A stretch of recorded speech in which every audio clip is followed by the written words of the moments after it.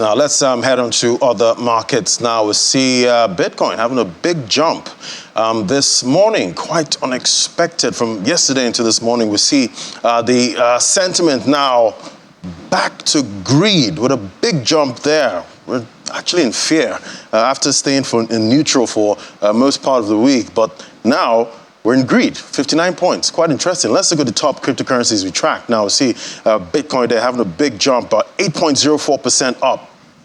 This was already playing at that 24,000 level. So some bullish news now in the market, getting Bitcoin there back to 28,000. Not seen this level in about 6 weeks now. Ethereum, 1,820, back on that 1.8 level. 5.35%. We see BNB there. That's a native token for the Binance exchange, $252. That's up 4.29%. And a big mover up also is Cardano. That's been hammered lately. Cardano's 28 cents, up 8.32%. But XRP is not jumping as much as the other ones there. It's just up 2.68% this morning. Let's bring in Michael Nnaji now, financial market analyst. Hello, Michael.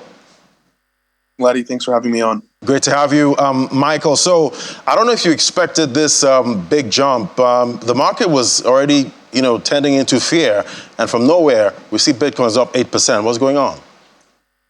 Yeah, so like I said earlier, my expected target for the end of the summer is somewhere close to 40,000, 42,000. What's going on is there's been a bunch of positive news coming ever since the SEC announcement about Binance and Coinbase. We're getting basically encouraging news coming from older institutions that are getting into Bitcoin. Just as it looks like the SEC might be closing the window to crypto, it looks like TradFi, traditional finance, is getting into Bitcoin. We just saw last week BlackRock announced their ETF. Basically they're launching a Bitcoin ETF pending approval from the SEC. The reason why this is exciting is BlackRock has had 500 plus applications for ETFs and had only one rejected. So in terms of probabilities of this one going through, we really do believe this is the ETF that will finally go through, just because of their at-bat percentage of getting things approved. The juggernaut that they are, we don't see them basically filing this for nothing. They don't file to get rejected. So on that front, there's positive news flow coming in. There's an ETF hopefully on the horizon. Also as well yesterday, EDX Markets, an exchange that's backed by Fidelity Digital Assets, Charles Schwab, and Citadel, launched in the US. The unique thing about this exchange is it's not like other crypto exchanges. Basically, the way they work is they don't custody the funds. They just act as an intermediary where people can go on and buy whatever coins that they want to buy. And they just act as a intermediary for they don't actually custody the product, which the SEC likes because it divulges the basically the commingling of funds that is a major issue in crypto. So you have these two positive things happen. A week it looks after, like.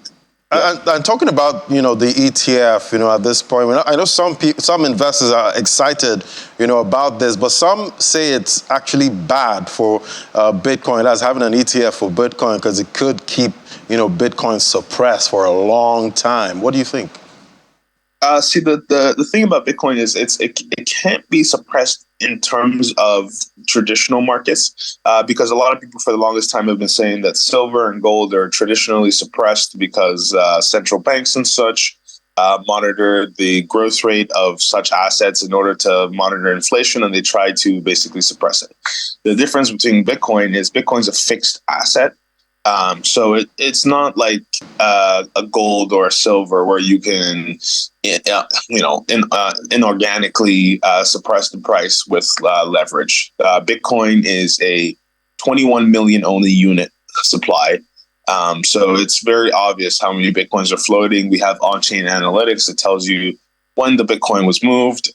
So even if we were to get to an ETF, we're still able to see the movement of Bitcoin. The only downside to the ETF, I personally think, is the risk of centralization that we run. If the ETF ends up having a huge supply of Bitcoin in its coffers, most likely that could be a point of centralization risk. All right. But if they keep buying as much as they want, it just will never have enough.